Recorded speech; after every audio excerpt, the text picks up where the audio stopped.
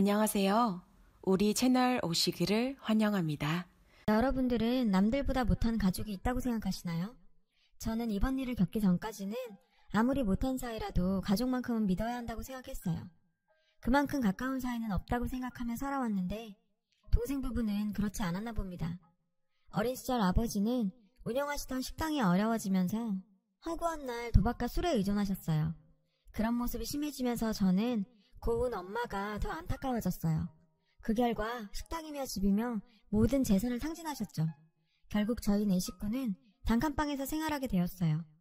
교사였던 엄마 봉급이 적은 돈은 아니었지만 아빠가 이 돈까지 손대는 바람에 정말 하루에 세 끼 챙겨 먹는 날이 드물 정도였어요. 엄마는 저희 남매를 아빠 없는 아이들로 만들고 싶지 않으셔서 조금만 참고 기다려보자고 하셨지만 아빠는 도박으로 돈을 잃은 날이면 술에 취해 들어오셨어요.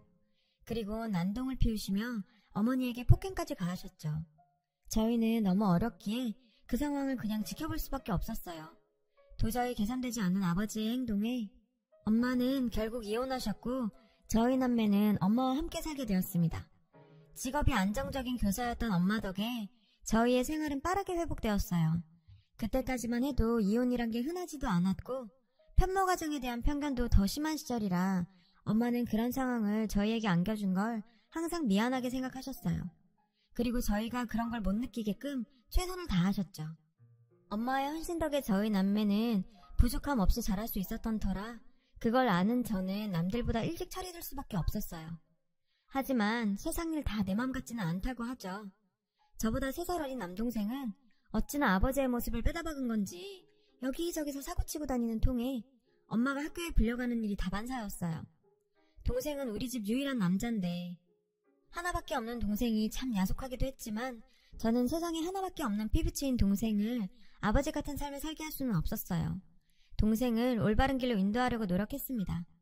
커가는 남동생을 바로잡는다는 게 쉬운 일이 아니었고 자꾸 삐뚤어져만 갔어요. 변변한 직장도 없이 엄마에게 용돈 탔으며 놀기만 하던 동생은 어느 날 갑자기 여자친구와 아이를 가졌다며 결혼해야겠다더군요. 엄마와 저에게 신혼집을 요구했어요.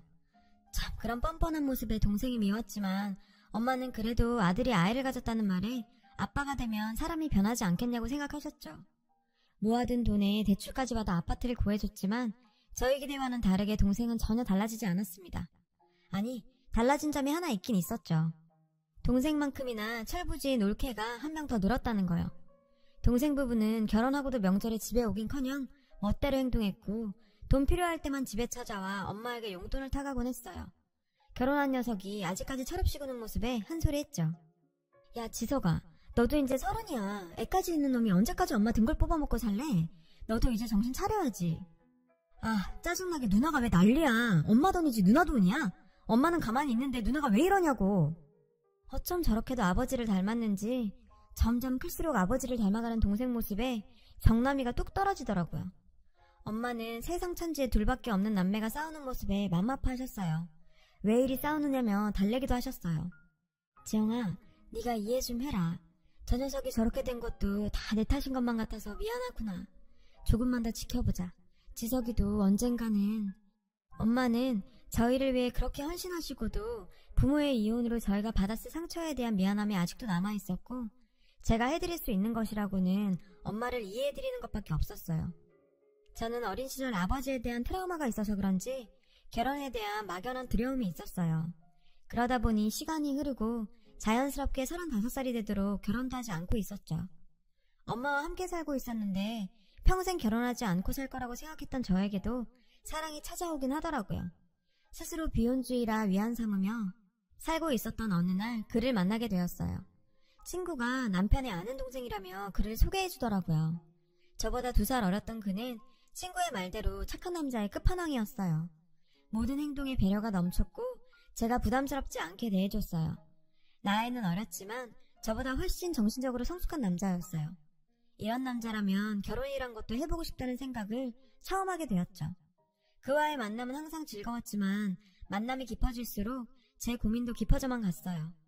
결혼하게 된다면 건설사에 다니고 있던 그의 직업 특성상 2, 3년마다 현장을 옮겨야 해서 이사를 다녀야만 했고 엄마를 홀로 둘 수밖에 없는 상황이었어요. 엄마가 얼마나 외로움을 많이 타는지 잘 아는 저는 선뜻 그와의 결혼을 선택하지 못하고 있었어요. 그러다 동생으로부터 뜻밖의 전화를 받게 되었죠. 동생은 지금부터 엄마를 본인이 모시는 게 어떻겠냐는 제안을 했는데, 누나, 결혼하면 내가 엄마 모실게. 엄마 혼자 살게 둘 순 없잖아. 엄마 안 그래도 외로움 많이 타는데. 참, 세상엔 놀랄 일이었어요. 엄마 말대로 드디어 동생이 철든 건가요?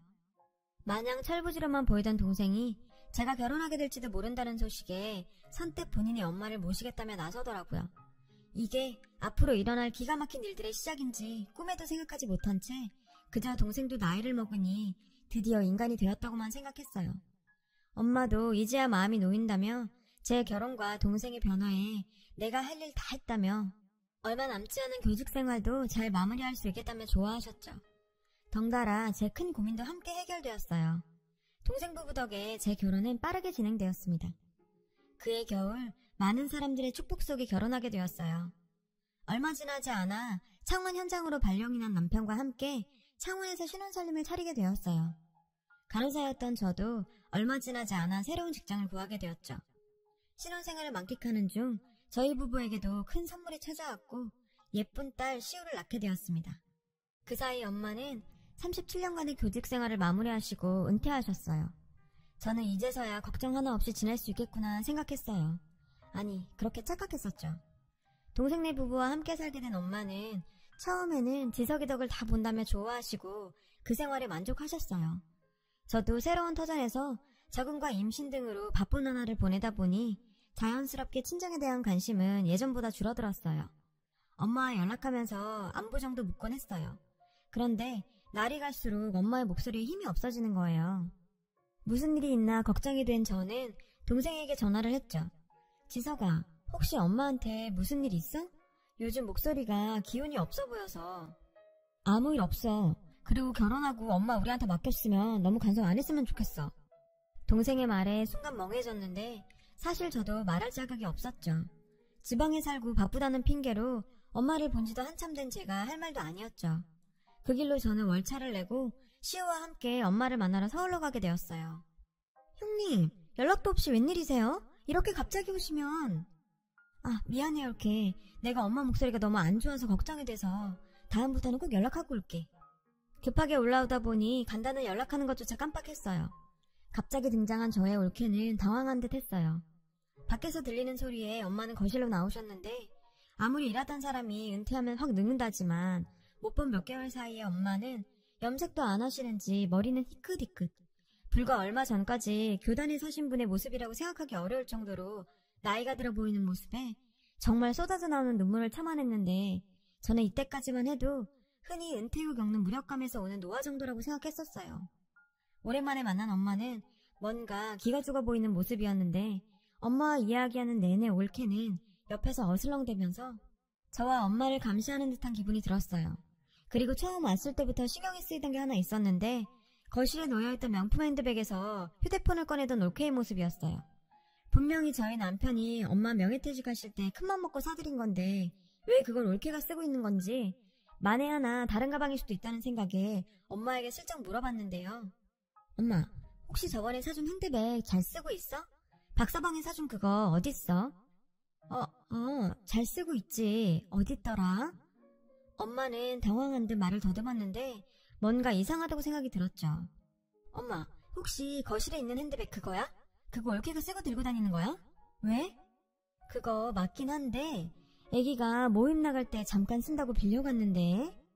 올케는 중요한 모임이라고 엄마의 명품백을 빌리고서는 몇 개월째 돌려주지 않고 있다고 했고 바보 같은 엄마는 돌려달라는 소리도 못하고 있었죠. 올케, 혹시 그 가방 우리 엄마 거야? 빌려갔으면 돌려줘야지. 말을 안 한다고 계속 쓰고 있으면 어떡해? 올케는 뭔가 훔쳐먹다가 걸린 사람처럼 당황하더니 오히려 적반하장의 태도를 보이며 핸드백을 내동댕이 치고 방문을 쾅 닫으면서 들어가 버렸는데요. 형님, 제가 뭐 훔치기라도 했어요? 어차피 어머님 밖에 나가시지도 않고 장롱에 가만 놔둘 바에 제가 좀 썼는데 그게 그렇게 안 입고 오셨어요? 안 써요, 안 써. 형님이 자꾸 그러시면 어머님만 힘들어지는 거 모르세요? 뭐 하는 짓이야? 그걸 왜 던져? 올케! 올케! 정말 기가 막혀서 말도 나오지 않을 정도로 어처구니 없는 행동을 하는 올케의 모습에 저는 흥분할 수밖에 없었는데 지영아, 네가 참아라. 아직 어려서 그래. 엄마도 똑바로 하란 말이야. 며느리가 시어머니 앞에서 저게 무슨 짓이야. 엄마가 맨날 사람 좋게 행동하니까 제가 저 따위로 행동하는 거잖아. 매번 져주기만 하는 엄마의 모습에 순간 화가 나서 잘못도 없는 엄마에게 화를 내버리고 집으로 돌아왔는데, 돌아오는 내내 올케가 마지막에 말했던 우리 엄마만 힘들어질 거라는 그 말이 머릿속을 맴돌았습니다. 엄마에게 화를 내가 돌아온 후로 정말 미안한 마음이 있었지만 단호하지 못한 엄마가 밉기도 했어요. 그렇게 시간이 지나고 동생에게 한 통의 연락을 받게 되었어요. 누나, 엄마가 계단에서 넘어져서 지금 병원이야. 간호할 사람이 없는데 누나가 좀 와서 해줬으면 좋겠어. 엄마가 입원했다는 얘기를 듣고는 정말 하늘이 노래지는 기분이었죠. 병원에 도착해서 누워있는 엄마를 보자 참았던 눈물이 쏟아져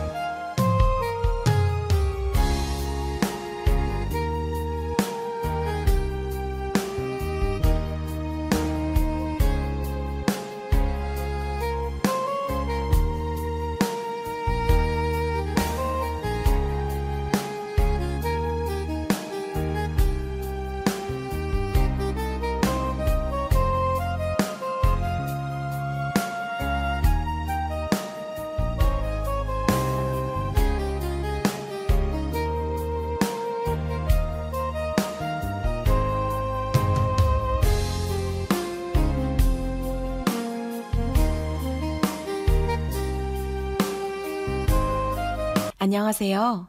우리 채널 오시기를 환영합니다. 너한테 엄마는 뭐야? 그저 빨대 꼽아서 등골 빼먹을 호구로 보이니? 그리고 올케 너 인간이 그러는 거 아니다. 나한테 상의 한마디도 없이 요양원을 보내? 뭐 하자는 거야 지금? 형님 그렇게 좋으시면 형님이 모시면 되겠네요. 근데 저희가 모신 시간이 있고 하니 그 계산을 하셔야겠는데요? 올케 어처구니 없는 말과 함께 동생은 흥분하며 상관 말라고 저를 한 대 칠 기세로 달려들었죠. 그때 자는 줄만 알았던 엄마가 소리쳤어요. 그만해. 지석이 너 정말 너무하는구나. 내가 너한테 어떻게 대했는데 날 이따위로밖에 취급 안 하는 거니? 그리고 며느라기 너는 할 말 있지 않니? 네가 밀었잖아. 네 아들 지훈이 나랑 놀다 넘어져서 운다고. 똑같이 당해보라며 네가 날 이리저리 흔들어서 넘어뜨렸잖아. 나 하나 참으면 되겠지 하면서 넘어갔는데 이거 원. 본인이 한 짓이 만천하에 드러난 올케의 얼굴은 사시나무 떨리듯 떨렸고 동생놈도 당황한 표정이 역력했어요.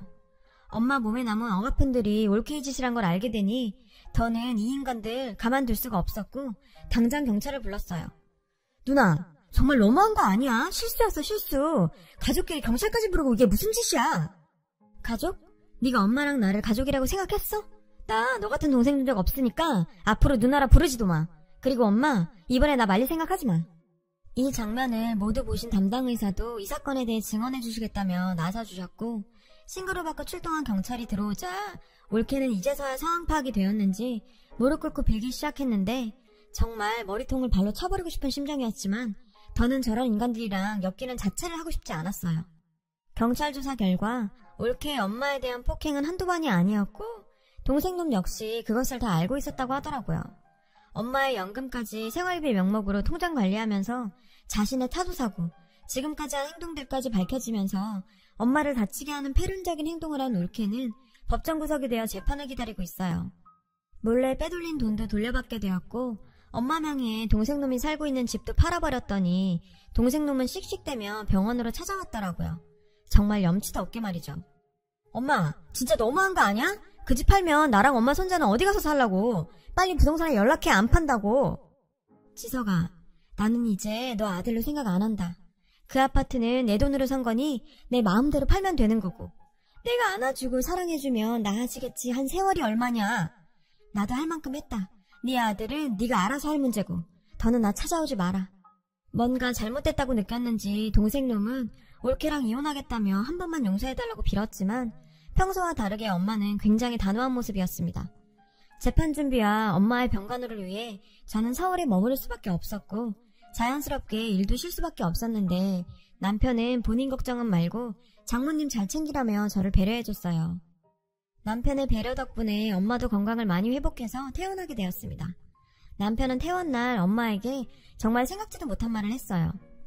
어머님, 이제 저희랑 함께 살아요. 저희가 어머님 모실게요. 남편은 고민 끝에 본사 지원을 했고 곧 서울로 올라오게 될 거라며 저희 엄마와 함께 살 집을 구하고 있었어요.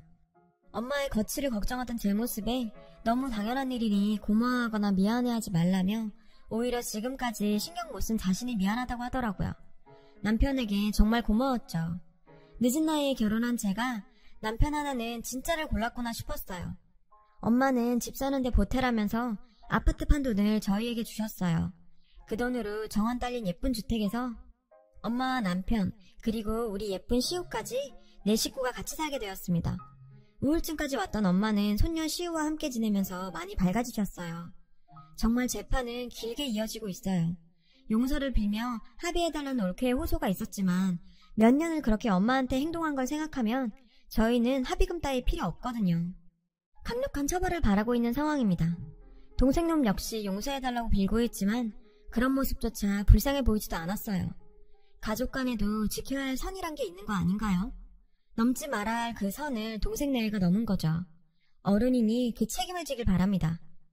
더 단호하지 못한 엄마를 원망도 했지만 자식을 생각하는 마음을 생각하면 이해가 가는 부분도 많네요. 엄마, 항상 고마워요. 우리 더 행복하게 살아요. 여러분, 사연 댓글에 응원과 현명한 조언 부탁드려요. 좋아요와 구독은 저에게 큰 힘이 됩니다. 오늘도 좋은 일 가득하세요.